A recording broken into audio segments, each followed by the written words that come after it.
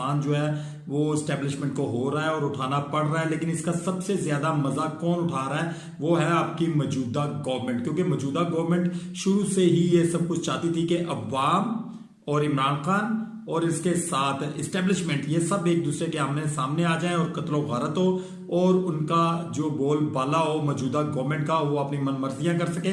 इसलिए उन्होंने अभी तक फौजी मसनूआत के बारे में किसी किस्म का कोई बयान नहीं दिया। 2-3 वजीर ऐसे हैं जिनको उन्होंने पे रोल पे रखा हुआ है कि आप लोगों ने इसके खिलाफ जो है वो बयानबाजी करते रहना है, ताकि इस्टेब्लिशमेंट को ये लगे कि हम इस्टेब्लिशमेंट के साथ खड़े हैं। जबकि इस्टेब्लिशमेंट ये बात बखूबी जान चुकी है कि वो किस तरीके से इनको लेकर चल रहे हैं और आगे वो मजीद इनको लेकर नहीं चलना चाहते।